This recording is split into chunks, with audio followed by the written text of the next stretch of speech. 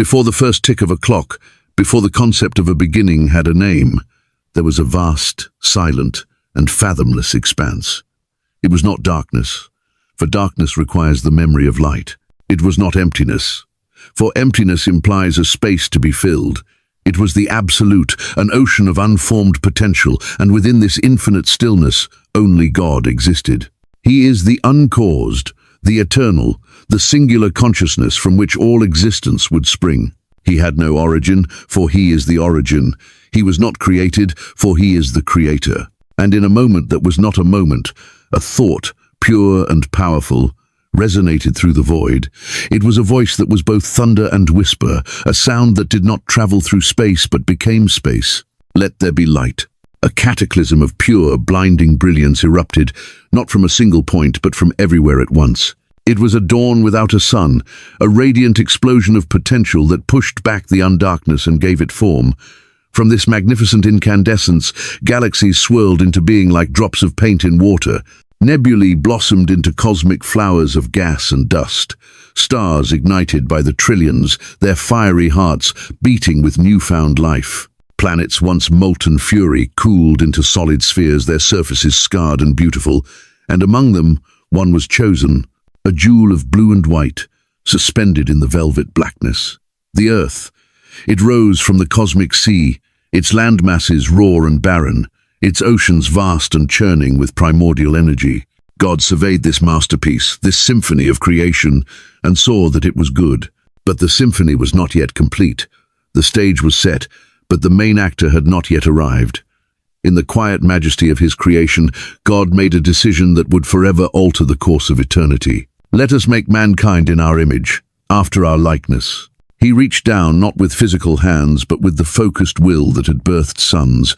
He gathered the dust of the newly formed earth, the very clay of the world, and with an artist's loving touch, he sculpted a being of breathtaking complexity and beauty.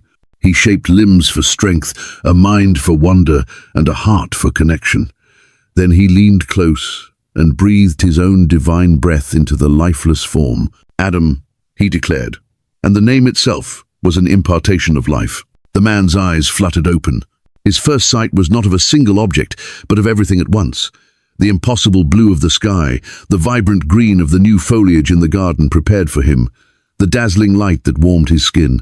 He was Adam, the first man, and he stood in a world freshly born, a world of perfect harmony. He walked among creatures of every shape and size, giving them names, his voice the first human sound to echo through paradise.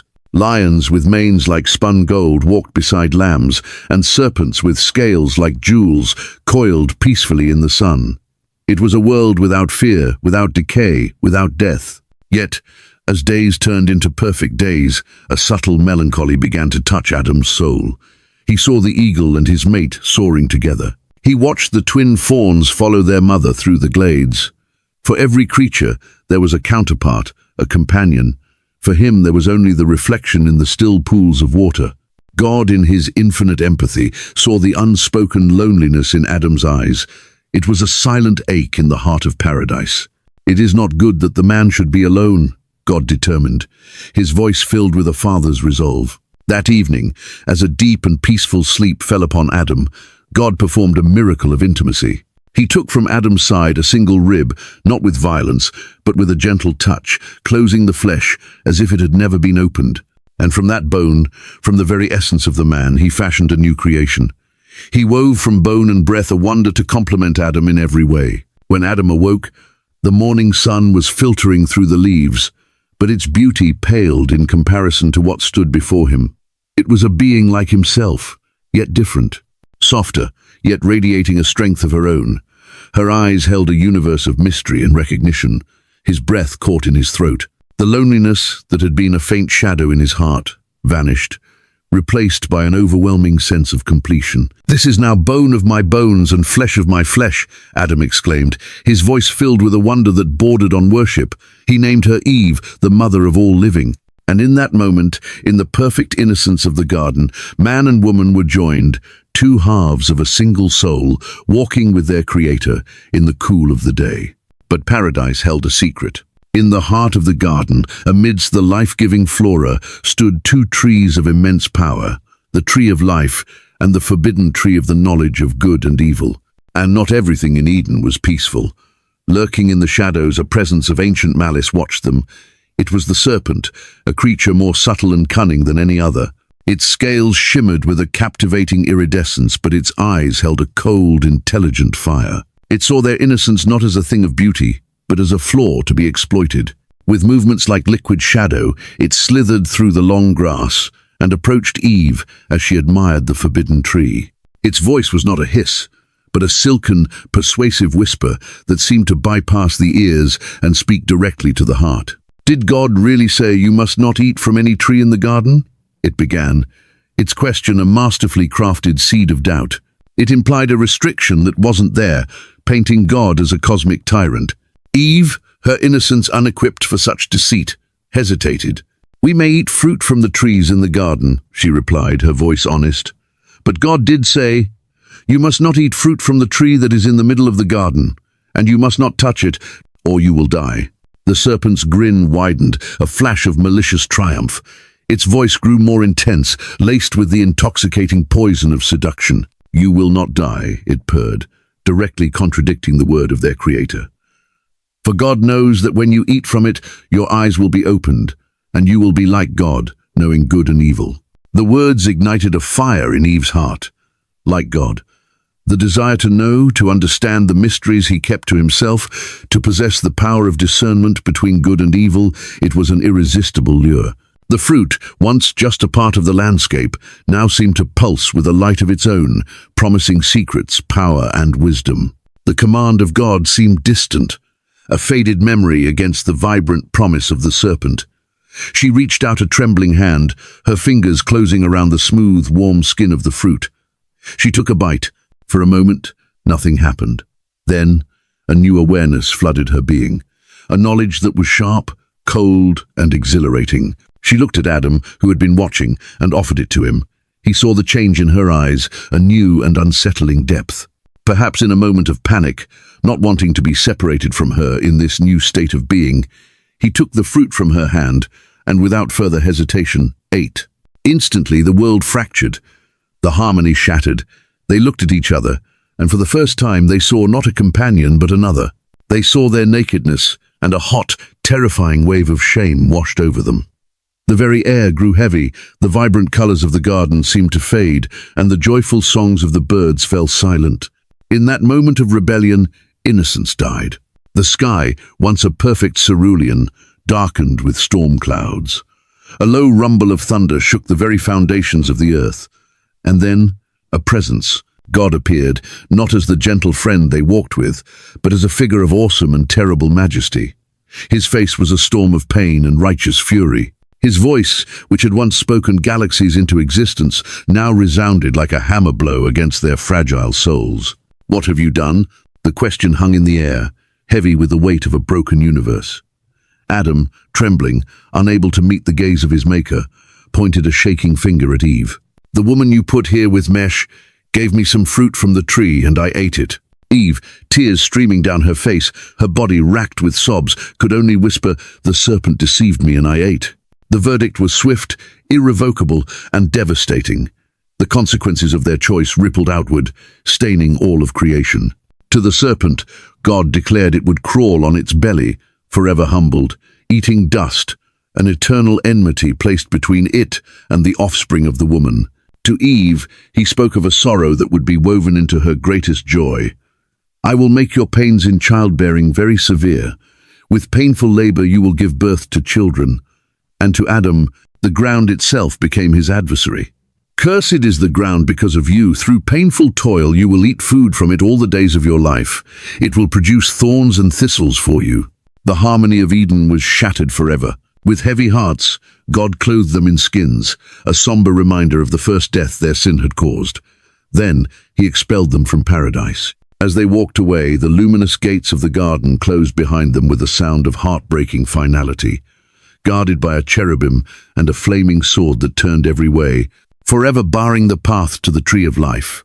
The first sunset they witnessed outside of Eden was a bloody wound across the sky, a sky stained crimson, The creation of the universe, a story that had begun with light and wonder, was now marked by tragedy. It was the beginning of an eternal story of struggle, redemption, and a desperate, flickering hope for a paradise lost.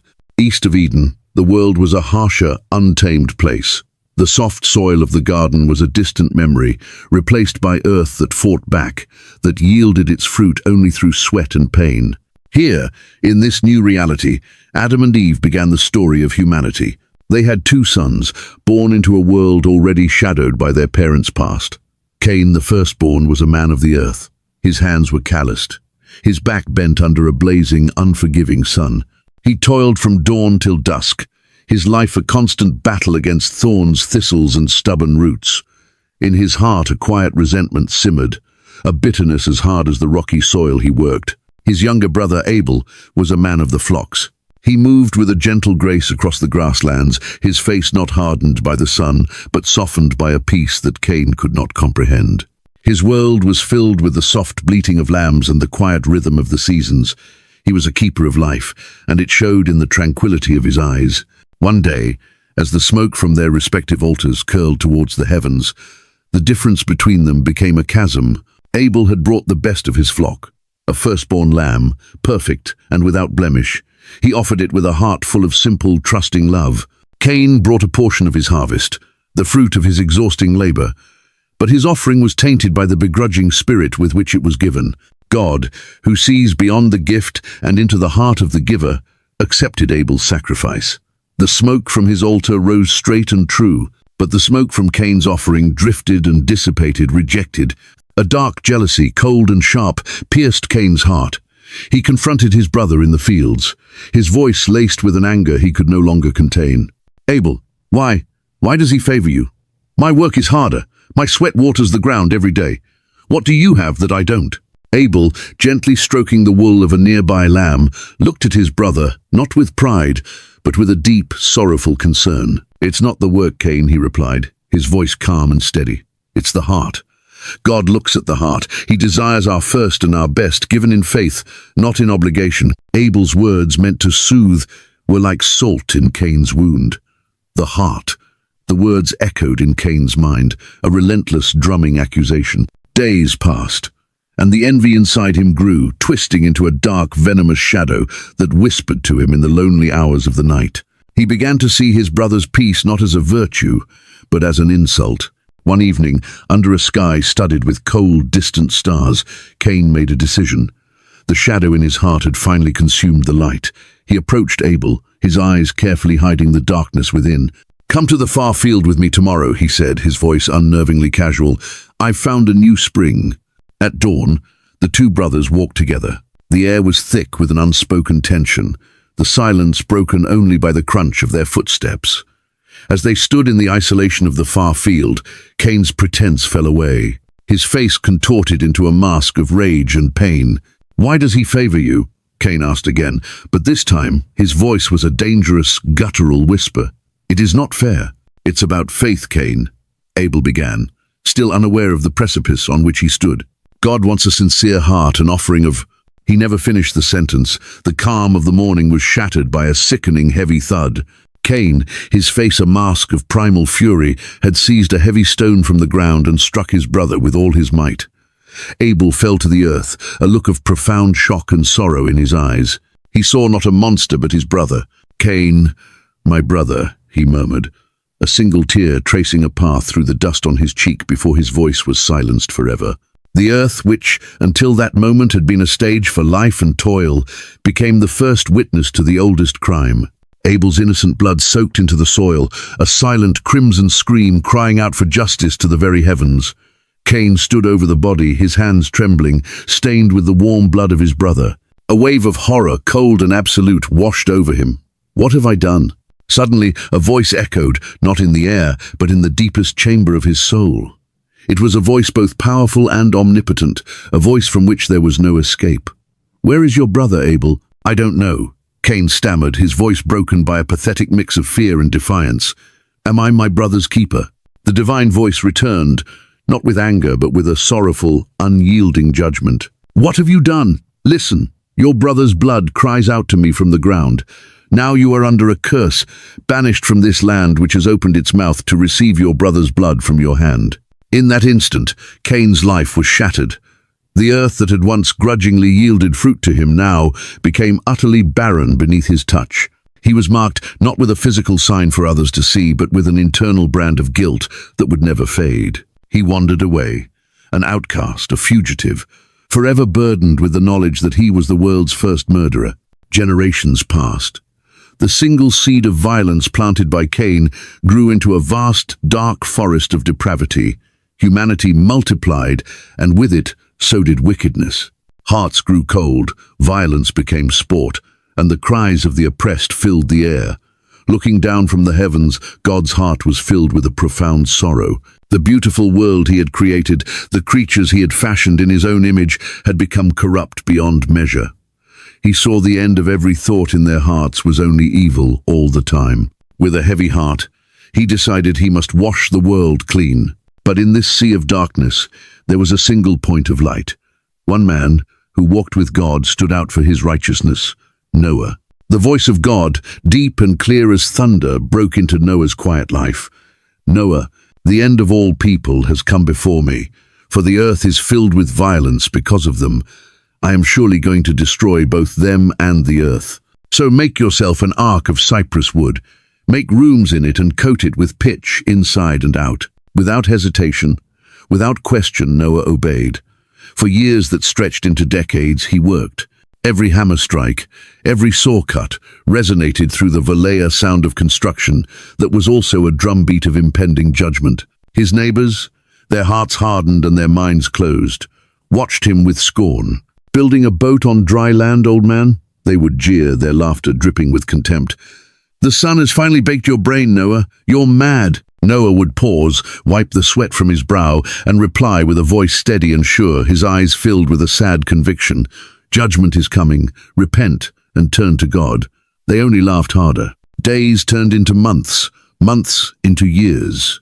Noah's sons grew to be men, took wives, and joined their father in the colossal, seemingly pointless task. At last, the immense ark stood complete, a wooden mountain on the plain.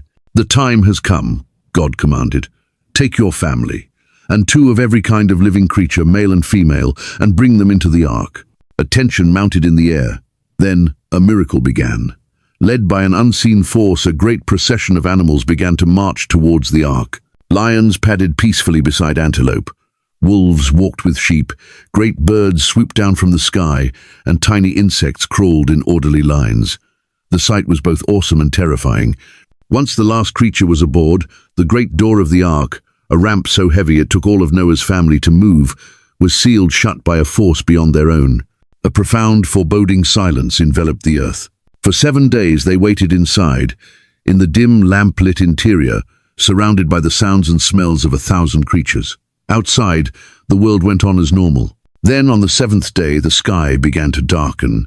Not with the familiar grey of a coming shower, but with a bruised, unnatural purple. The first drops of rain fell huge, heavy drops that splattered in the dust. At first, people looked up with curiosity. But the drops became a torrent, the torrent a deluge. The heavens opened, and an unrelenting downpour began. Panic, cold and sharp, finally pierced their scorn. "Noah was right," they screamed, their cries whipped away by the wind. They ran to the ark, pounding desperately on the massive sealed door. "Let us in! Let us in!" But it was too late. The waters rose with terrifying speed, swallowing fields, then villages, then cities and mountains. Inside the ark, Noah and his family could only listen to the tumult of divine judgment, the muffled screams fading into the roar of the water. Their hearts were filled with a mixture of terror and a fragile, trembling hope. For 40 days and 40 nights the rain did not cease. The ark, once a bizarre monument on a plain, now floated on an endless, churning sea of destruction. The world they had known was gone, drowned beneath a watery grave. When the cries outside finally faded away, they were replaced by an eerie, haunting sound. The constant slap of water against the hull and the groan of the massive timbers, alone in a world made new and silent by death. For 150 days, the world was a silent, watery expanse. The ark, a lone vessel of life, drifted aimlessly upon the face of the deep. Inside its timbered womb, Noah and his family lived in a state of suspended reality. Their days were measured not by sunrises or sunsets, but by the feeding of the animals, the trimming of the oil lamps, and the constant, rhythmic creaking of the ship's massive frame. They were the last remnants of a drowned world, their hearts a fragile balance of grief for what was lost, and a desperate, clinging faith in the promise that had saved them. The cries of their former neighbors had long since faded, leaving an eerie silence that was, in its own way, more terrifying than the storm itself. But God did not forget Noah. He sent a wind to sweep over the earth, and the waters began to recede. Slowly, inch by agonizing inch, the flood abated. One morning, they were jolted by a sudden, grinding halt. The ark had come to rest. After months adrift, the sensation of solid ground beneath them, however distant, was a shock. They had landed on the peaks of Mount Ararat. With a trembling hand, Noah unsealed and opened a window. The air that rushed in was crisp, clean, and utterly new, washed clean of the old world's corruption. He released a raven, a strong, dark bird that flew back and forth, finding no place to rest in the endless sea of water. A week later he released a dove. It circled the grey, watery landscape and returned, its search fruitless. He waited another 7 days, his heart pounding with anticipation. He released the dove again. This time, as evening approached, the dove returned, and in its beak was a freshly plucked olive leaf. A cry of pure, unadulterated joy erupted in the ark. It was a sound of release, of hope fulfilled. "The land is dry," Noah announced, his voice thick with emotion, tears streaming down his weathered face. The olive leaf was more than just foliage. It was a promise. It was the first sign of new life, a green banner of hope on a renewed earth. Then, the voice of God spoke to him once more, not with the thunder of judgment, but with the gentle authority of a creator ready to begin again. "Leave the ark, you and your family. Let the animals go forth to be fruitful and multiply upon the earth." The great door was opened, and they stepped out into a world reborn. The sunlight was blindingly bright, the air achingly pure. Below them, a landscape of wet, clean rock and glistening mud stretched as far as the eye could see. The animals, in an orderly procession, departed from the ark, scattering across the mountains and valleys to repopulate the silent world. Overwhelmed with gratitude, Noah's first act was not to build a shelter for himself, but an altar for God. He took some of the clean animals and birds and offered them as a burnt offering. The smoke rose into the clear sky, a fragrant aroma of thanksgiving, a testament to the faith that had endured the greatest judgment the earth had ever known.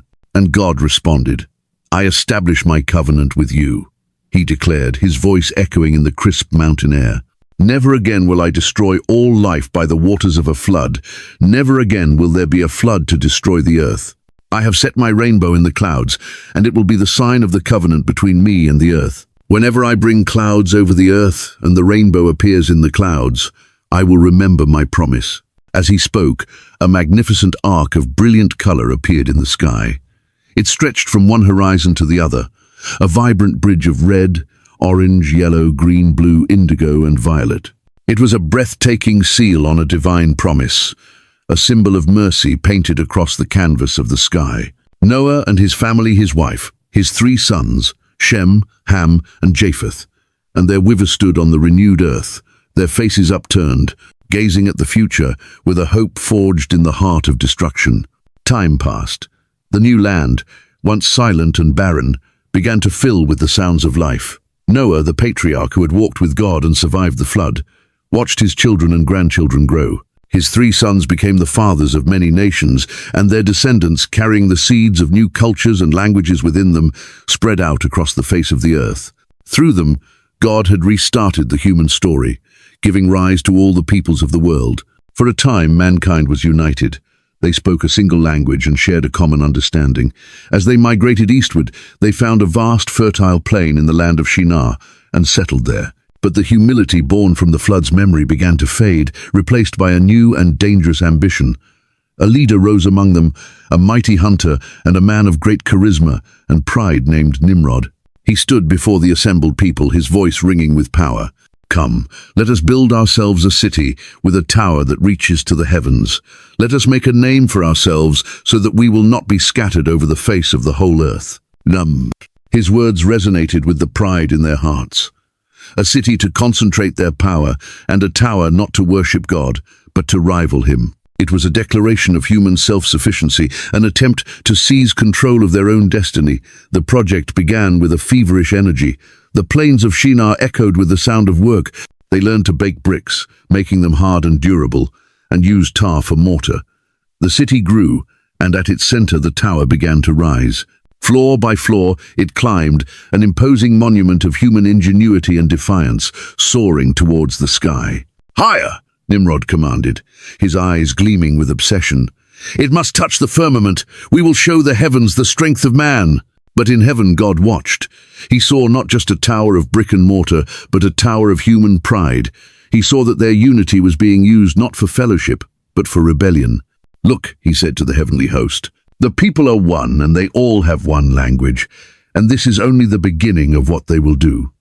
Now nothing they plan to do will be impossible for them. Come, let us go down and confuse their language, so they will not understand each other." It happened in an instant.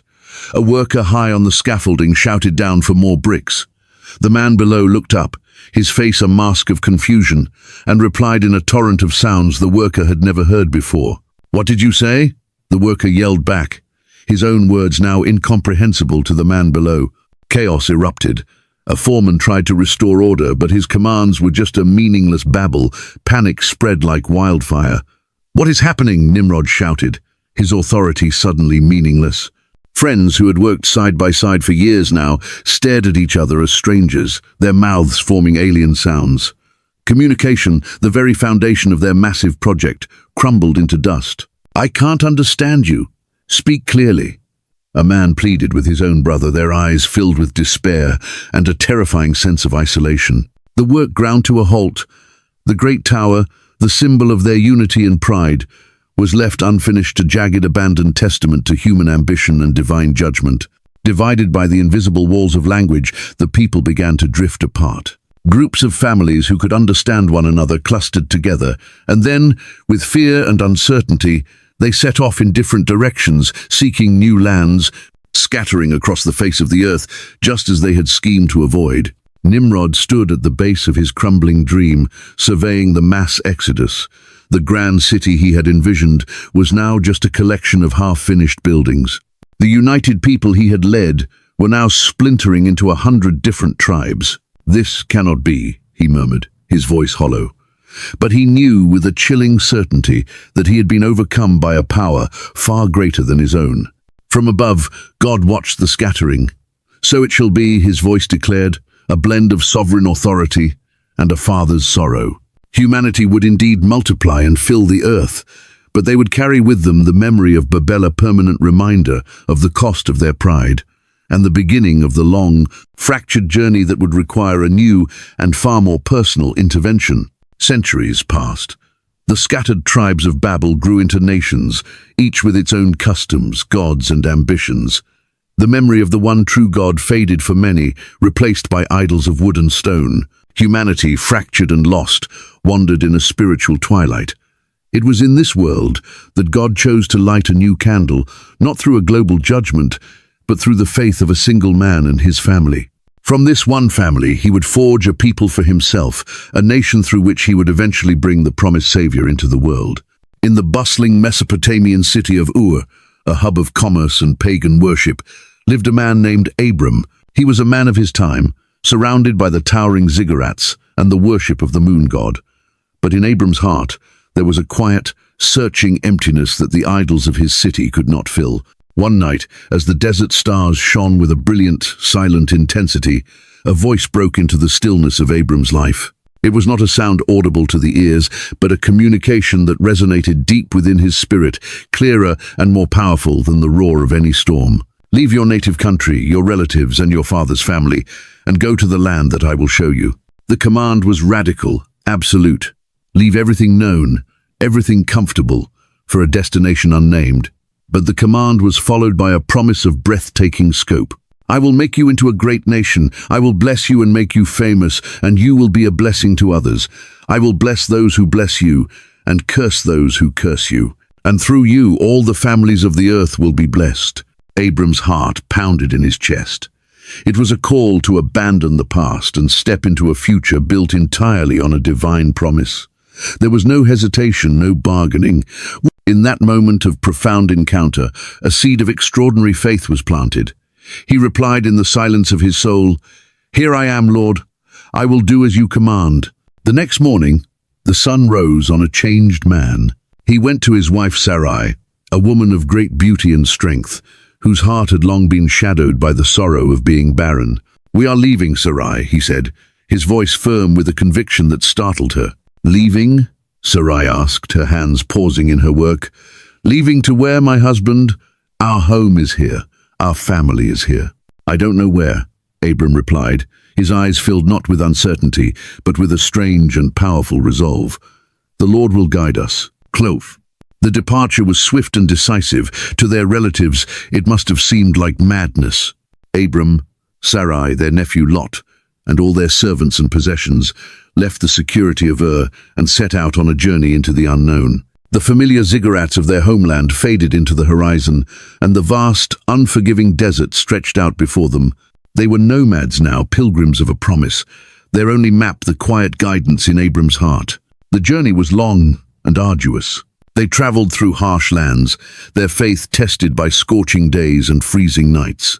One night, while camped under the same starry sky that had witnessed his call, the voice of God spoke to him again as he gazed upon the land of Canaan. "To your offspring, I will give this land." Abram built an altar there, the first of many he would erect, marking the land not with a flag of conquest, but with a stone of worship. He was a foreigner in a land promised to his descendants, a man living in the tension between the present reality and the future hope. But the journey was not without its trials and failures. A severe famine gripped Canaan, forcing Abram and his household to seek refuge in the rich, powerful and intimidating kingdom of Egypt. Fear, a cold and creeping poison, began to seep into Abram's heart, momentarily eclipsing his faith. He looked at his wife Sarai, whose beauty was undiminished by their travels, and a plan born of fear took shape. "You are a very beautiful woman," he told her, his voice low. "When the Egyptians see you, they will say, 'This is his wife.' Then they will kill me, but will let you live. Please say you are my sister, so that I will be treated well for your sake, and my life will be spared because of you." Clote. It was a half-truth, as Sarai was his half-sister, but it was a deception born of a lack of trust in God's protection, and as he feared, Sarai was taken into the palace of Pharaoh. Abram was showered with gift sheep, cattle, donkeys and servants, but they were ashes in his mouth. He had traded his integrity for security. Yet God, faithful even when Abram was not, intervened. He inflicted serious diseases on Pharaoh and his household. The Egyptian ruler, realizing he had been deceived, summoned Abram, his voice a mixture of fury and fear. "What have you done to me? Why did you tell me she was your sister? Take her and go." Humbled and shamed, Abram left Egypt, richer in possessions but poorer in spirit. The experience was a painful lesson. God's promise did not need the help of human scheming. Returning to Canaan, Abram and his nephew Lot's flocks had grown so large that the land could not support them both. Tension grew between their herdsmen. With wisdom and grace, Abram spoke to Lot. "Let's not have any quarreling between you and me. Let's part company. If you go to the left, I'll go to the right. If you go to the right, I'll go to the left." Lot looked out and saw the lush, well-watered plain of the Jordan, like a garden, and chose it for himself, settling near the wicked city of Sodom. Abram was left with the drier, hillier country. It seemed like a poor choice, but as soon as Lot was gone, God spoke to Abram once more. "Look around from where you are, to the north and south, to the east and west. All the land that you see I will give to you and your offspring forever. I will make your offspring like the dust of the earth, so that if anyone could count the dust, then your offspring could be counted." Laugh. But years continued to pass, and the promise of a son, the very first link in the chain of a great nation, remained unfulfilled. The silence from heaven on this one crucial matter became deafening. Doubt, like a persistent weed, began to grow in Sarai's heart. Her hope withered under the relentless sun of their childless reality. Finally, in an act of desperation and cultural custom, she came to Abram with a proposal that would change their lives forever. "The Lord has kept me from having children," she said, her voice heavy with years of disappointment. Go, sleep with my servant Hagar. Perhaps I can build a family through her." Abram, his own faith wavering, agreed. From this union, Ishmael was born. Hagar, now carrying the master's son, began to look upon her mistress Sarai with contempt, and a bitter rivalry filled the camp.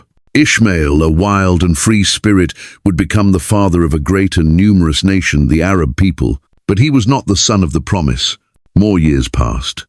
Abram was now 99 years old. The promise seemed like a forgotten dream.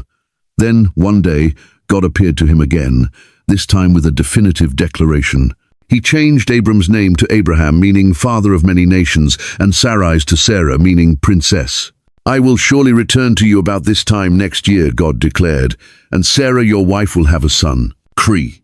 Inside the tent, Sarah overheard, and she laughed to herself, a bitter, disbelieving laugh. "After I am worn out and my Lord is old, will I now have this pleasure?" God confronted her silent laughter. "Is anything too hard for the Lord?" And as he had promised, against all biological possibility, a miracle took place. Sarah, old and grey, conceived and gave birth to a son. Laughter, this time of pure, unadulterated joy, filled the home of Abraham and Sarah. They named the boy Isaac, which means he laughs. The call of Abraham marked the beginning of God's chosen people. The promise was secured, a single flickering candle of hope in a dark world. It was a promise that would extend not only to Abraham but to all his descendants, a lineage that would include kings and prophets. And one day, centuries later, the Savior of the world. The laughter of Isaac echoed through the tents of Abraham, a constant living reminder of God's faithfulness. Isaac grew into a man and married a beautiful woman named Rebekah. Like her mother-in-law Sarah, Rebekah was barren for many years, a painful echo of the past that tested their faith. But Isaac pleaded with the Lord for his wife, and God answered his prayer. Rebekah conceived, but her pregnancy was tumultuous, a violent struggle within her own womb. "Why is this happening to me?" she cried out to the Lord in her distress. And the Lord revealed to her the cosmic drama unfolding within her. "Two nations are in your womb, and two peoples from within you will be separated. One people will be stronger than the other, and the older will serve the younger." She gave birth to twins. The first to emerge was red and hairy, and they named him Esau. As he came out, his brother followed, his tiny hand grasping Esau's heel. They named him Jacob, which means he grasps the heel, or he deceives. The prophecy hung over their childhoods. Esau grew to be a skillful hunter, a man of the open country, rugged and impulsive, the clear favorite of his father Isaac. Jacob was a quiet man, content to stay among the tents, clever and calculating, and the favorite of his mother Rebekah. The rivalry that began in the womb festered between them, a quiet, simmering conflict over birthright and blessing. One day Esau returned from the hunt, exhausted and famished, to find Jacob cooking a fragrant red stew. "Quick, let me have some of that red stew," Esau begged, his hunger overwhelming his reason. Jacob, seeing his opportunity, replied with cold calculation, "First, sell me your birthright." The birthright was a sacred double portion of the inheritance and the spiritual leadership of the family. To Esau, in that moment, it was less valuable than a bowl of food. "Look, I'm about to die," he said dramatically. "What good is the birthright to me?" He swore an oath, trading his future for a moment's satisfaction. He ate and drank, then got up and left, despising the precious heritage he had so casually thrown away.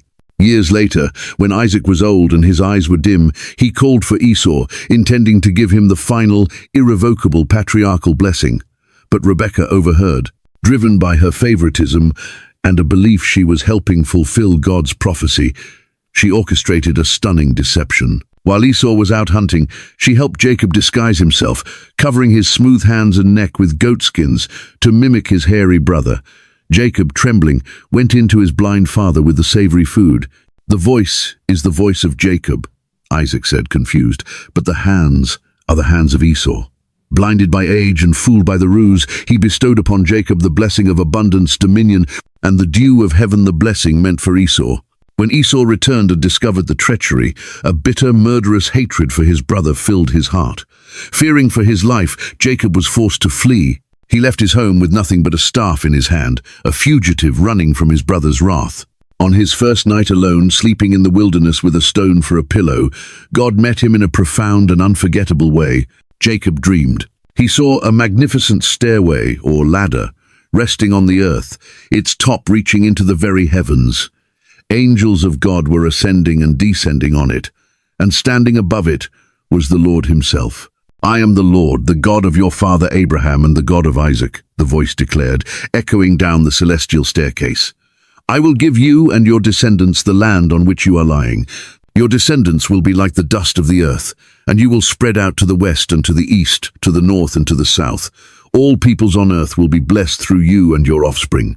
I am with you and will watch over you wherever you go, and I will bring you back to this land. I will not leave you until I have done what I have promised you." Jacob awoke, trembling with awe and terror. "Surely the Lord is in this place, and I was not aware of it," he whispered. He had left home a deceiver, but he was now a man with a divine promise. God had confirmed the blessing he had stolen, not because of his merit, but because of his own sovereign plan. Jacob journeyed on and eventually had 12 sons, who would become the patriarchs of the 12 tribes of Israel. But the family drama of favoritism and jealousy that had plagued his own childhood was repeated with even more tragic consequences in the next generation. Of all his sons, Jacob loved Joseph the most. Joseph was the son of his old age, born to him by his beloved wife, Rachel. To show his favor, Jacob gave Joseph a magnificent coat of many colors, a robe that set him apart and marked him as special. This blatant favoritism ignited a fire of envy in his 10 older brothers. Their jealousy was fanned into a raging inferno when Joseph, with youthful naivete, shared with them 2 dreams he had. In the first, they were all binding sheaves of grain in a field, when suddenly his sheaf rose and stood upright while their sheaves gathered around and bowed down to it. In the second, the sun, moon, and 11 stars were bowing down to him. "Do you intend to reign over us?" they sneered, their hearts filled with hate. One day, Jacob sent Joseph to check on his brothers as they were grazing the flocks far from home. When they saw him approaching from a distance in his ostentatious coat, the darkness in their hearts coalesced into a murderous plot. "Here comes that dreamer," they said to one another. "Let's kill him and throw him into one of these cisterns and say that a ferocious animal devoured him. Then we'll see what comes of his dreams." Only Reuben, the eldest, had a shred of conscience and convinced them to throw him into a dry cistern instead, planning to rescue him later. So they ripped the beautiful coat from his back and cast him into the pit. Then, as they sat down to eat, they saw a caravan of Ishmaelite traders heading toward Egypt. Judah, another brother, had a cold, pragmatic idea. "What will we gain if we kill our brother? Let's sell him to the Ishmaelites."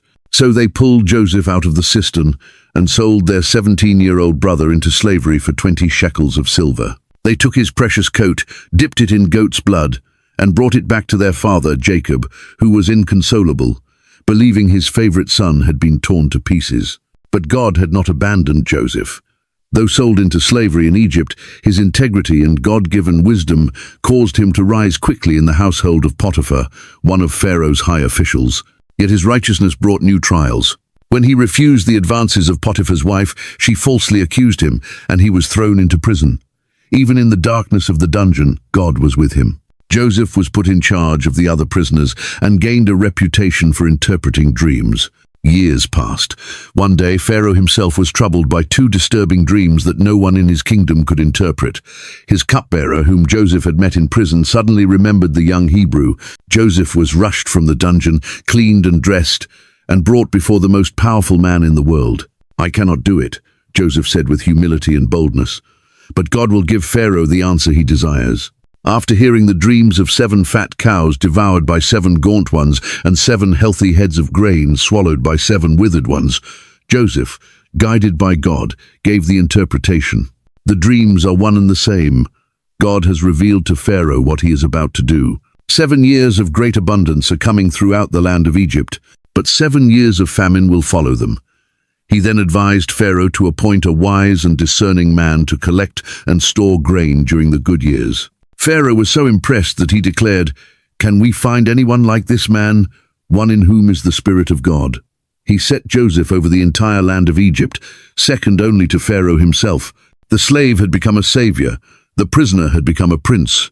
Just as Joseph had foretold, 7 years of devastating famine struck the entire region. The only place with food was Egypt. Back in Canaan, Jacob sent his sons all except his youngest, Benjamin, to Egypt to buy grain. They came and stood before the powerful Egyptian governor, bowing low before him, their faces to the ground. They had no idea that this imposing figure, dressed in fine Egyptian linen, was the brother they had betrayed 2 decades earlier. Their own sheaves were now bowing before his. Joseph recognized them immediately, but he concealed his identity, testing their hearts to see if they had changed. After a series of dramatic encounters that brought them to the brink of despair, their guilt finally poured out. "Surely we are being punished because of our brother," they said to one another in Hebrew, not knowing Joseph could understand them. Finally, unable to control his emotions any longer, Joseph sent everyone out of the room except his brothers. Weeping so loudly that the entire Egyptian household could hear, he revealed himself. "I am Joseph," he cried. "Is my father still living?" His brothers were speechless, paralyzed with terror. "Come close to me," he said gently. "I am your brother Joseph, the one you sold into Egypt. But do not be distressed, and do not be angry with yourselves for selling me here, because it was to save lives that God sent me ahead of you. It was not you who sent me here, but God." In an act of profound forgiveness, Joseph embraced them. He relocated his entire family, 70 people in all, to Egypt, settling them in the fertile land of Goshen. Here, the small family of Israel found a refuge from the famine, protected and provided for, under the care of the son they had once cast aside. They were safe, but they were now in a foreign land, a land that would one day turn from a sanctuary into a prison. The years rolled by, turning into decades, then centuries. The 70 souls of Jacob's family who had entered Egypt as honored guests grew at an astonishing rate. In the fertile land of Goshen, they flourished, becoming a great and numerous people. But the memory of Joseph, the savior of Egypt, faded from the nation's consciousness. A new dynasty of pharaohs rose to the throne, rulers who did not know Joseph or the history of his people. They looked upon the burgeoning Israelite population not with gratitude, but with suspicion and fear. A new pharaoh, his heart cold and calculating, summoned his advisors. His voice was laced with a chilling distrust. "Look," he said, gesturing towards the bustling settlements of Goshen, "the Israelite people have become far too numerous and too powerful for us. If war breaks out, they might join our enemies, fight against us, and then escape from the country. We must act. We must deal shrewdly with them, or they will become even more numerous." With a sudden, decisive gesture of his hand, he sealed their fate. "Enslave them," he commanded. "Put them under taskmasters to oppress them with forced labor. Let them build our treasure cities, Pithom and Ramses. Let them make bricks without rest. Keep them under a heavy, crushing yoke." Hud. The transition was swift and brutal. The Israelites, who had known generations of prosperity, suddenly found their world turned upside down. Their freedom was stripped away. They were driven from their homes and forced into labor camps. The whips of Egyptian overseers became the rhythm of their lives. "Faster!" the taskmasters would shout, their voices devoid of pity. The crack of the whip would slice through the hot, dry air, often followed by a cry of pain as it cut into flesh. There is no rest for slaves. Under the relentless Egyptian sun, they toiled in the mud pits, their backs aching, their hands raw from mixing straw and clay.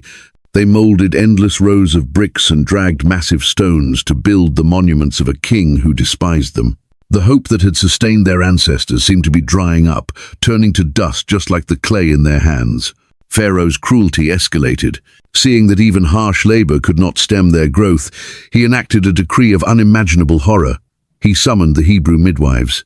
"When you are helping the Hebrew women during childbirth, if it is a boy, kill him, but if it is a girl, let her live."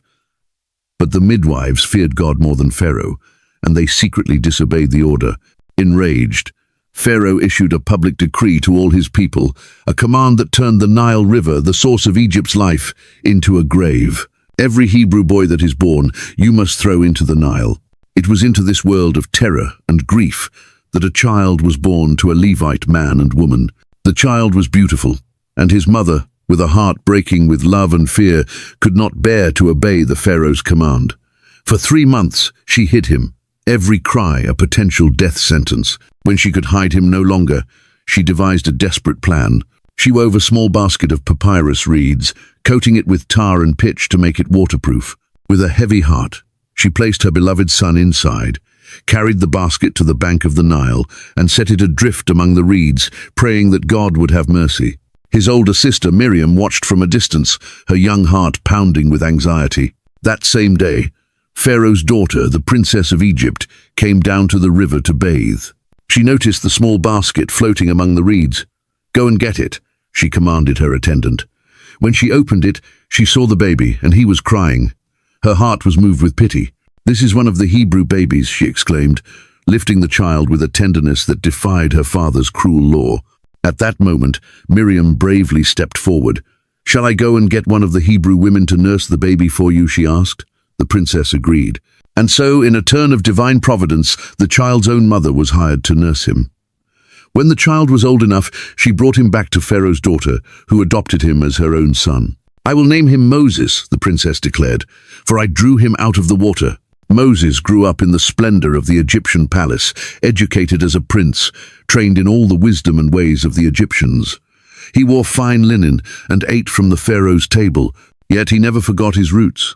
From the palace windows, he could see the suffering of his people in the brick pits, and a righteous anger simmered within him. One day, now a man of 40, he went out to where his own people were and watched them at their hard labor. He saw an Egyptian overseer mercilessly beating a Hebrew slave. A lifetime of suppressed rage erupted within him. Looking around and seeing no one, he struck the Egyptian down, killing him in a fit of fury, and hid the body in the sand. The next day he saw two Hebrews fighting and tried to intervene. "Why are you hitting your fellow Hebrew?" he asked. But the man replied with a sneer, "Who made you ruler and judge over us? Are you thinking of killing me as you killed the Egyptian?" Fear, cold and sharp, gripped Moses. His act was known. Knowing his life was now in peril, he fled from Egypt, leaving behind the life of a prince. He journeyed deep into the desert of Midian, a fugitive and an exile. There he became a humble shepherd, marrying a woman named Zipporah and raising a family. The firebrand prince became a quiet man of the desert. 40 years passed. The Pharaoh who wanted to kill him died, but the Israelites' suffering only intensified. Their groans and cries for help, born from the depths of their slavery, rose up and finally reached the ears of God, and God heard them. He remembered his covenant with Abraham, with Isaac, and with Jacob. One day, Moses was tending his flock on the far side of the desert, near Horeb, the mountain of God. Suddenly his eyes were drawn to a bizarre sight. A bush was engulfed in flames, yet it was not burning up. The leaves were not charring, the branches were not turning to ash. It blazed with a holy, ethereal fire. Cautiously Moses approached. As he drew near, a voice, powerful and resonant, called out to him from the heart of the fire. "Moses, Moses!" "Close." "Here I am," Moses replied, instinctively falling to his knees and shielding his face. "Do not come any closer," the voice commanded. "Take off your sandals, for the place where you are standing is holy ground. I am the God of your father, the God of Abraham, the God of Isaac, and the God of Jacob. I have indeed seen the misery of my people in Egypt. I have heard them crying out because of their slave drivers, and I am concerned about their suffering. So I have come down to rescue them, and I am sending you to Pharaoh to bring my people, the Israelites, out of Egypt." The command struck Moses like a physical blow. He was stunned, terrified. "Who am I?" he stammered, his voice filled with fear and inadequacy. "Who am I that I should go to Pharaoh and bring the Israelites out of Egypt?" He was no longer a prince of Egypt. He was an 80-year-old shepherd, a fugitive with a stammer. "I will be with you," God assured him, "and this will be the sign to you that it is I who have sent you. When you have brought the people out of Egypt, you will worship God on this mountain." He revealed his sacred name, "I am who I am," and armed Moses with miraculous signs.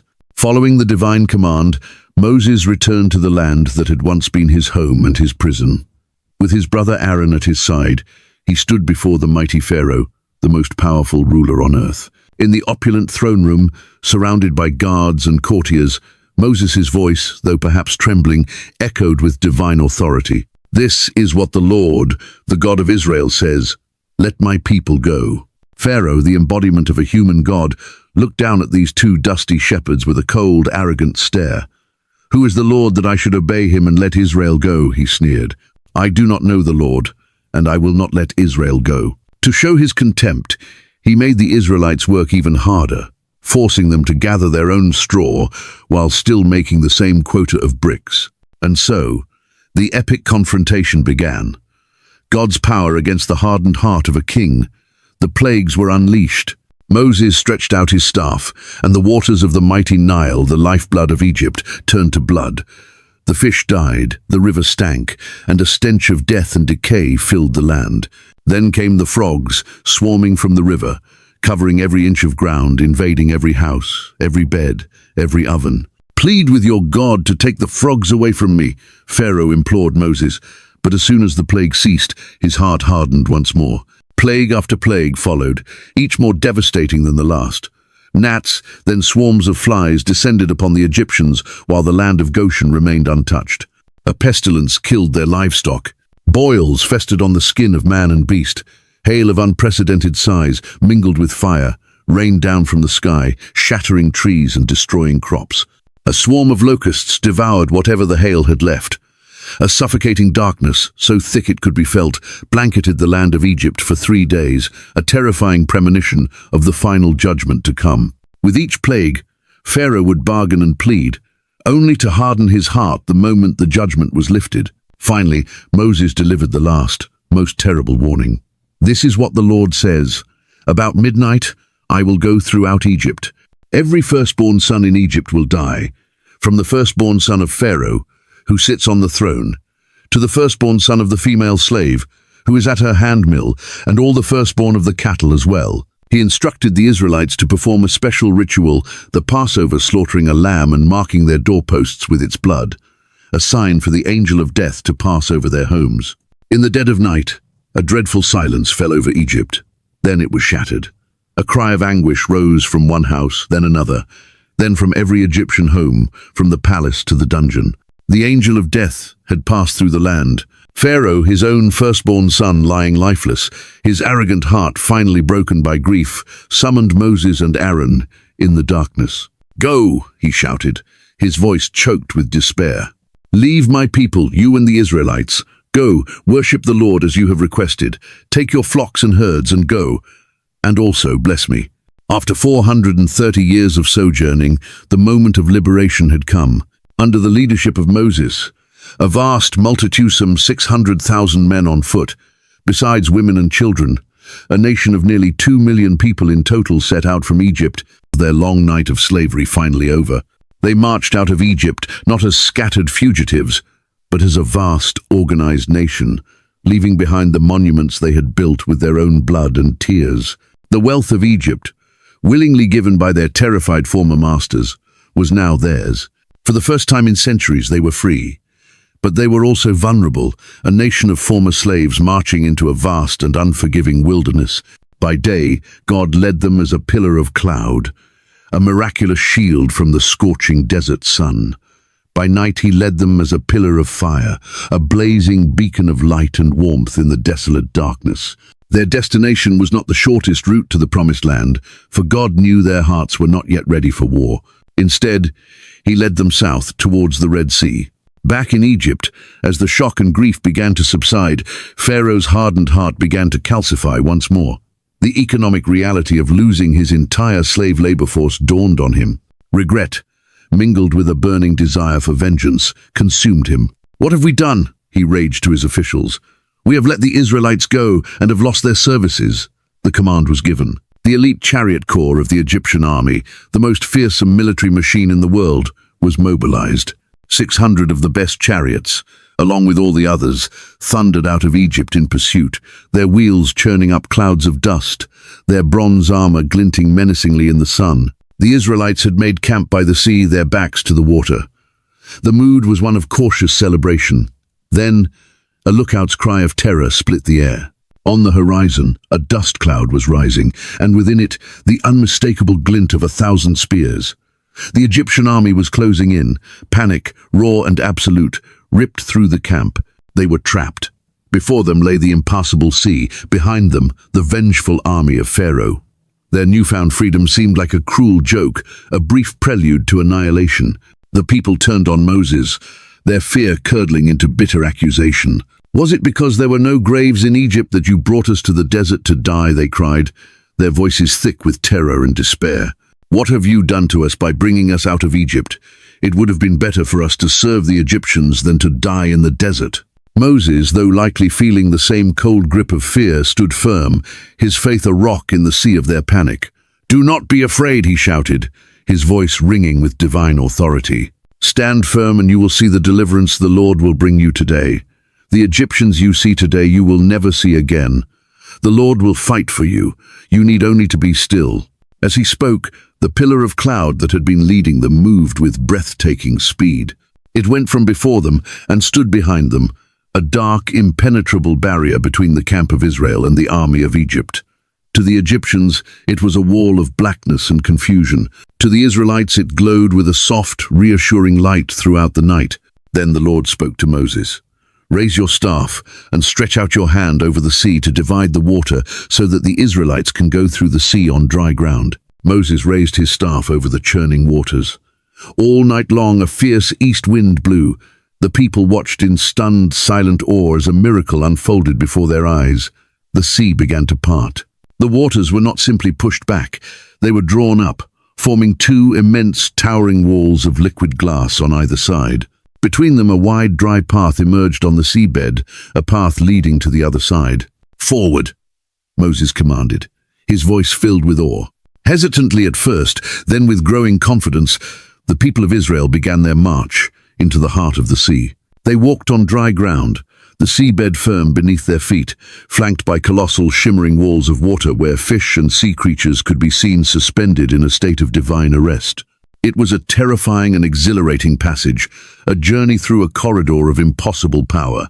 The Egyptian army, seeing their prey escaping, charged forward in a fury, their chariots thundering down the same dry path into the seabed. They were confident, arrogant, believing their own gods had opened a path for their victory. But God threw their army into confusion. He clogged the wheels of their chariots, making them difficult to drive, their advance slowing to a crawl in the heart of the sea.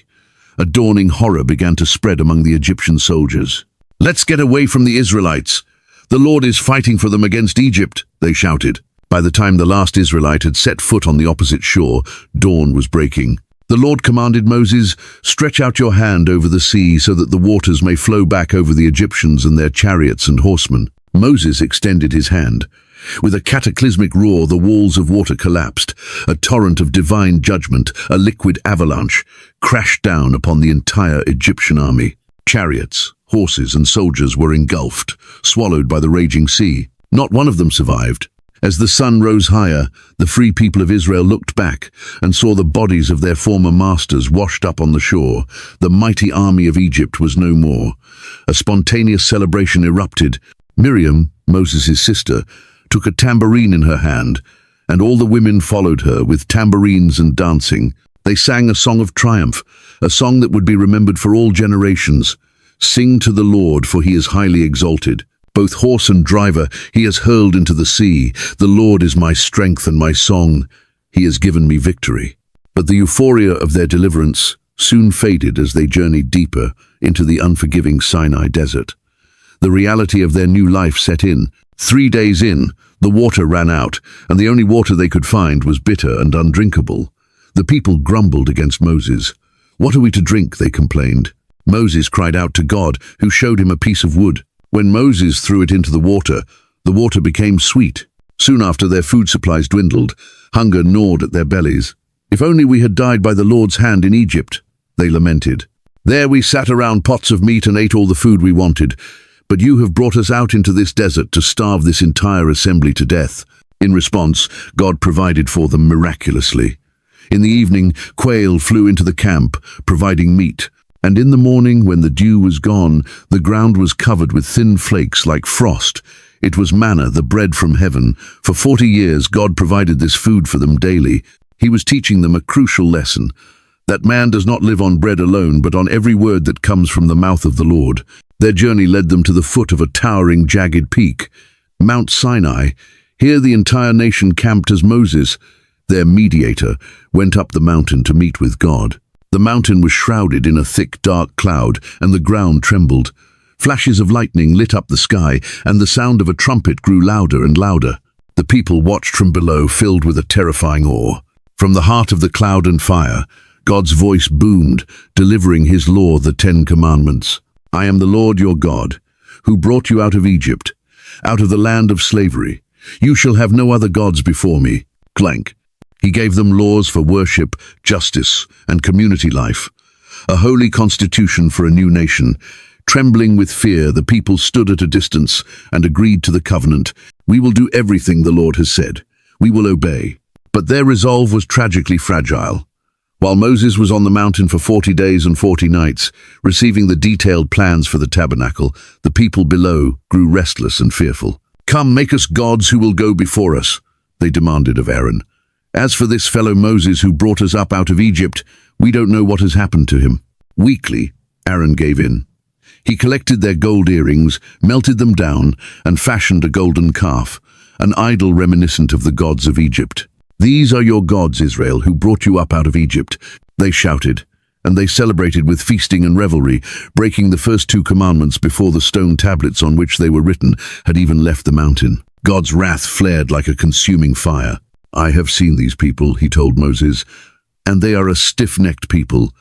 Now leave me alone so that my anger may burn against them and that I may destroy them. Then I will make you into a great nation. But Moses interceded, pleading for his people. Lord, why should your anger burn against your people whom you brought out of Egypt with great power? Turn from your fierce anger, relent and do not bring disaster on your people. Remember your servants Abraham, Isaac and Israel, to whom you swore by your own self. God listened to Moses' plea. Mercy prevailed over judgment, but the sin had consequences. Moses, descending the mountain and seeing the calf, shattered the stone tablets in a righteous fury. The journey would continue, but it would be a long and difficult one, a 40-year pilgrimage of wandering, marked by rebellion and faith, provision and judgment, as God forged a nation of slaves into a people fit to enter the land he had promised to their ancestors. 40 years. A generation born in slavery had perished in the sands of the wilderness, their journey ending in sight of the promise their unbelief had forfeited. Now, a new generation, hardened by the desert and schooled in the law of God, stood poised on the banks of the Jordan River. They were warriors, not slaves. Before them lay Canaan, the land flowing with milk and honey, a land promised to Abraham centuries ago. But it was not an empty land. It was a land of fortified cities, walled to the heavens, inhabited by fierce and pagan peoples. Their leader, Moses, was old and weary. He had led them to the very edge, but God had told him he would not be the one to lead them across. He climbed Mount Nebo, and from its peak, God showed him the whole breathtaking expanse of the Promised Land. Then, the great lawgiver died, and the mantle of leadership passed to his trusted lieutenant, Joshua. Joshua was a man of courage and unwavering faith, one of the 2 spies who 40 years earlier had believed God could give them the victory. Now, standing before the roaring, flood-stage waters of the Jordan, Joshua's voice rang out with the authority of his new commission. Consecrate yourselves, for tomorrow the Lord will do amazing things among you. Prepare everything. In 3 days we will cross. The moment came. The priests, bearing the sacred Ark of the Covenant on their shoulders, advanced towards the raging river. The people watched, their hearts pounding. This was the first test of their new leader and their own faith. As the priests' feet touched the water's edge, the impossible happened.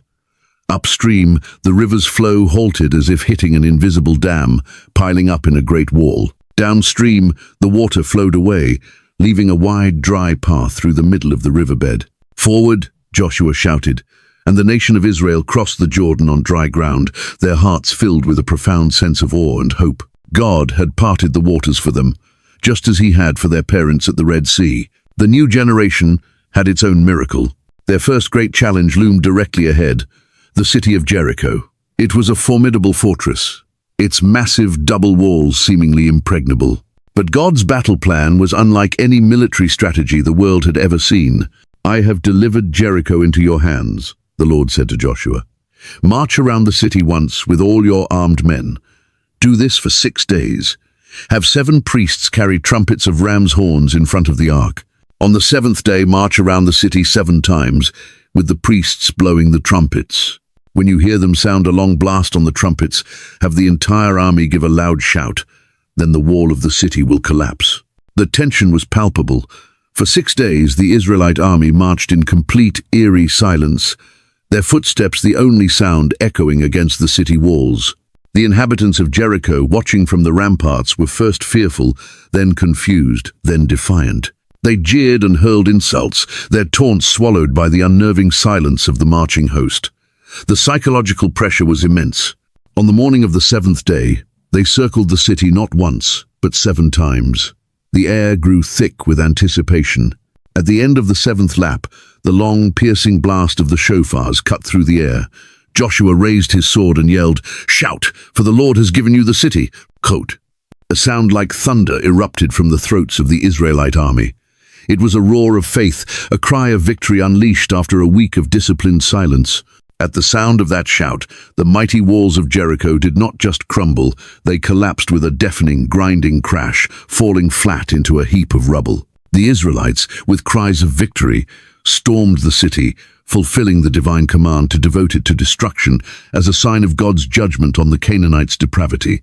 The first great fortress of the Promised Land had fallen not to siege engines or battering rams, but to obedience and a shout. The conquest continued, a series of fiercely contested battles. In the valley of Ajalon, a coalition of 5 Amorite kings, their hearts filled with terror at the news of Jericho, united to attack the city of Gibeon, which had made a treaty with Israel. Joshua, without hesitation, led his men on a forced all-night march to aid their new allies. The battle was fierce, raging from morning till noon. As the day began to fade, threatening to give the enemy cover to escape, Joshua, in an audacious act of faith, raised his voice not to his men but to the heavens. "Sunday, stand still over Gibeon, and you, moon, over the valley of Ajalon." And the universe obeyed. The sun halted its journey across the sky, and the moon stood still, extending the day until the Israelites had achieved a complete and devastating victory. The annals of Israel would later record, "There has never been a day like it before or since, a day when the Lord listened to a human being." The military campaign stretched on for years. City after city, king after king fell before the army of Israel. The city of Hazor, the most powerful of the northern kingdoms, was taken in an epic battle. "Burn the city," Joshua commanded, ensuring this nexus of pagan power would never again pose a threat. Finally, after years of warfare, the land had rest. Joshua, now old, his life's work complete, gathered all the tribes of Israel at Shechem for a final solemn address. "Now fear the Lord and serve him with all faithfulness," he proclaimed, his voice resonating with a lifetime of authority and passion. "But if serving the Lord seems undesirable to you, then choose for yourselves this day whom you will serve. But as for me and my household, we will serve the Lord." Go. Remembering the parted river, the fallen walls, and the sun that stood still, the people responded with one voice, their hearts united in that moment of renewal. "Far be it from us to forsake the Lord. We too will serve the Lord because he is our God." Under Joshua's leadership, the Israelites had taken possession of the Promised Land. But when Joshua and the elders who had served with him died, a new and darker reality emerged. A generation arose that did not know the Lord or what he had done for Israel. In those days, Israel had no king. Everyone did as they saw fit. This phrase became the haunting refrain of a new chaotic era, the time of the judges. It was a dark and bloody period, a repeating cycle of sin, oppression, repentance, and deliverance. The people, forgetting God's commands, began to intermarry with the surrounding nations and turn to their idols Baal, the god of storms and fertility, and Ashtoreth, the goddess of war and love. In response, God's anger burned against them. He would raise up a neighboring nation of the Moabites, the Philistines. The Midianitesto oppressed them. Their crops would be stolen, their children taken, their lives made miserable under foreign rule. In their desperation, they would remember their God and cry out for help. "Let us cry out to the Lord," they would shout in their anguish. And God, in his mercy, would hear their cry and raise up a deliverer, a judge. These were not kings, but charismatic military leaders, flawed men and women empowered by the Spirit of God for a specific task. There was Othniel, the first judge, Ehud, the left-handed warrior who assassinated an obese Moabite king, Deborah, a prophetess who led Israel to victory from under a palm tree, accompanied by her hesitant general Barak. Then came Gideon, a fearful farmer hiding from the Midianites in a winepress. An angel appeared to him, declaring, "The Lord is with you, mighty warrior." Gideon, full of doubt, tested God repeatedly, but was eventually convinced. With an army whittled down to a mere 300 men, armed only with trumpets, torches, and clay jars, he routed the entire Midianite army in a brilliant nighttime raid, creating chaos and panic that caused the enemy to turn on themselves. But the most famous and tragic of the judges was Samson. He was a man set apart from birth, a Nazirite, forbidden to drink wine or cut his hair, and blessed with superhuman strength. His life's mission was to begin the deliverance of Israel from the powerful Philistines. He tore a lion apart with his bare hands, killed 1,000 Philistines with the jawbone of a donkey, and tore the city gates of Gaza from their hinges. But his great strength was matched by a great moral weakness, particularly his attraction to treacherous women. He fell in love with Delilah, a Philistine woman who was bribed by her rulers to discover the secret of his strength. 3 times she tried to trick him, and 3 times he deceived her. But she persisted, nagging and pestering him day after day until he was sick to death of it. Finally, he gave in, revealing the secret of his Nazirite vow. If my head were shaved, he confessed, my strength would leave me. While he slept on her lap, a man was called in to shave off the 7 braids of his hair. When Delilah cried out, "Samson, the Philistines are upon you," he awoke, but his strength was gone. The Lord had left him. The Philistines seized him, gouged out his eyes, and took him down to Gaza, binding him with bronze shackles and setting him to grind grain in the prison. The mighty deliverer was now a blind, humiliated slave, an object of public ridicule. At a great festival celebrating their god Dagon, the Philistine rulers, drunk with wine, called for Samson to be brought out to entertain them. They stood him between the 2 central pillars that supported the temple. As his hair had begun to grow back, Samson prayed a final, desperate prayer. "Sovereign Lord, remember me. Please, God, strengthen me just once more, and let me with one blow get revenge on the Philistines for my 2 eyes." He placed his hands on the 2 pillars, one on his right and one on his left, and pushed with all his might. "Let me die with the Philistines," he roared. The pillars gave way, and the temple crashed down, killing him and more people in his death than he had killed in his entire life. Samson's life was a metaphor for Israel in this era, blessed with great potential and strength from God, but constantly brought low by compromise and sin. The anarchy and moral decay grew worse, and amidst the chaos, Israel's cry for a new kind of leader grew louder. They were tired of the cycle. They looked at the nations around them, with their stable monarchies and grand courts, and a new desire took root. "We want to be like the other nations," they told the aging prophet Samuel. "We want a king to rule over us and to go out before us and fight our battles." They were rejecting God as their king in favor of a man. The prophet Samuel was grieved. The people's demand for a king was a rejection of God himself. "It is not you they have rejected," God told the prophet, "but they have rejected me as their king." He instructed Samuel to anoint a man who fit their vision. Saul, a man from the tribe of Benjamin, tall and handsome, a king in appearance. Initially, Saul led with courage, but the weight of the crown corrupted him. Pride and impatience led him to a pivotal act of disobedience. He offered a sacred sacrifice, a duty reserved only for the prophet. When Samuel confronted him, the verdict was devastating. "You have acted foolishly," Samuel declared. "Your kingdom will not endure. The Lord has sought out a man after his own heart." That man was David, a young shepherd from Bethlehem. While Saul looked like a king, David had the heart of one. When Samuel came to anoint him, God reminded the prophet, "People look at the outward appearance, but the Lord looks at the heart." The Spirit of the Lord came powerfully upon David, and at the same time departed from Saul, leaving him tormented by paranoia and rage. David entered the king's court as a musician, his playing the only thing that could soothe the troubled Saul. His fame soared after he slew the Philistine giant, Goliath, not with armor and sword, but with a sling and a stone, proclaiming, "I come against you in the name of the Lord Almighty." The people celebrated, singing, "Saul has slain his thousands, and David his tens of thousands." This song ignited Saul's murderous jealousy. For years he hunted David in the wilderness. Eventually, Saul's tragic reign ended in his death on the battlefield, and David became king. He was a brilliant ruler, a uniter of the tribes who captured Jerusalem and made it his capital. He was a man after God's own heart, a passionate worshipper and a just leader. Yet, even David fell. In a moment of weakness, he lusted after Bathsheba, the wife of one of his most loyal soldiers, Uriah. He slept with her, and to cover his sin, orchestrated Uriah's death in battle. God sent the prophet Nathan to confront him. Nathan told a parable of a rich man who stole a poor man's only lamb.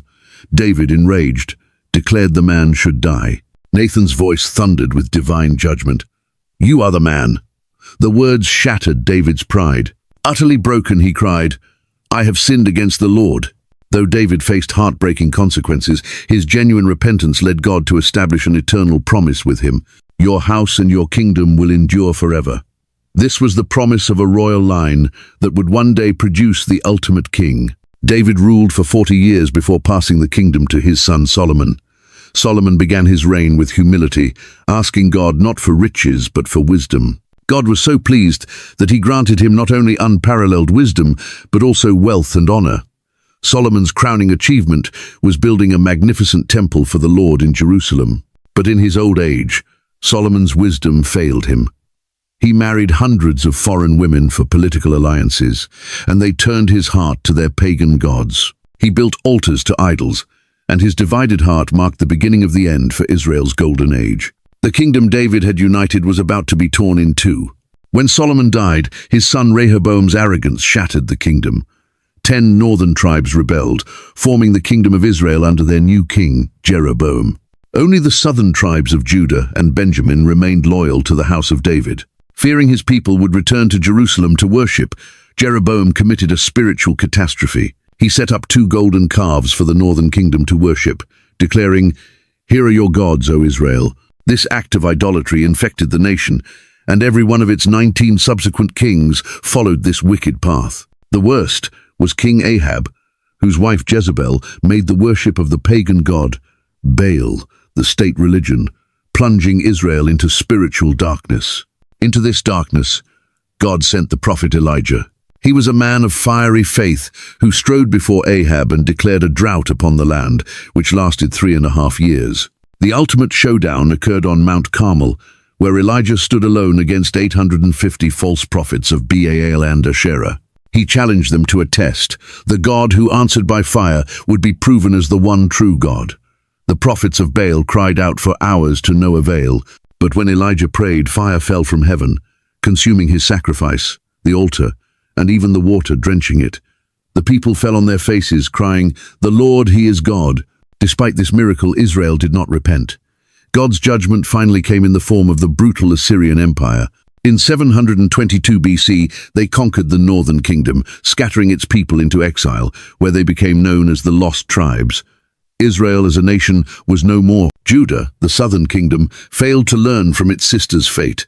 Despite the warnings of prophets like Isaiah and Jeremiah, they too descended into idolatry and rebellion.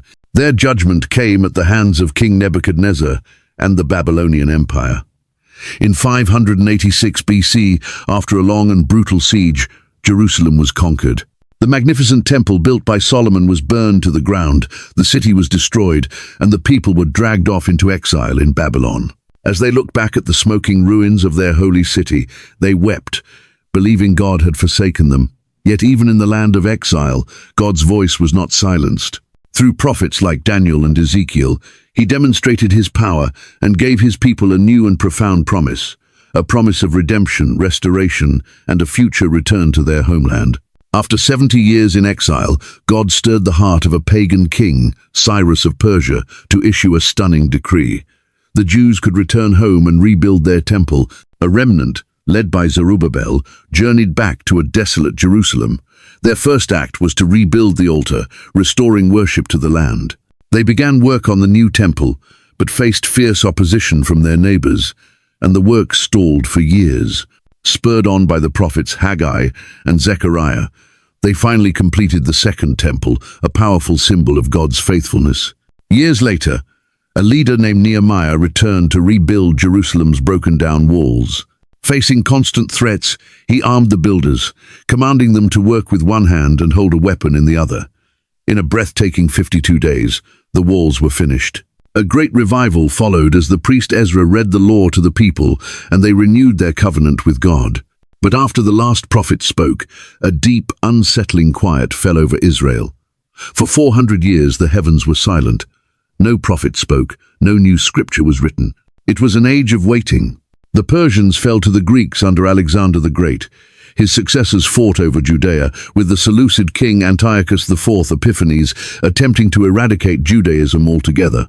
He desecrated the temple, sparking a furious revolt led by Judah Maccabee and his brothers, who successfully reclaimed and rededicated the temple. Their independence was short-lived.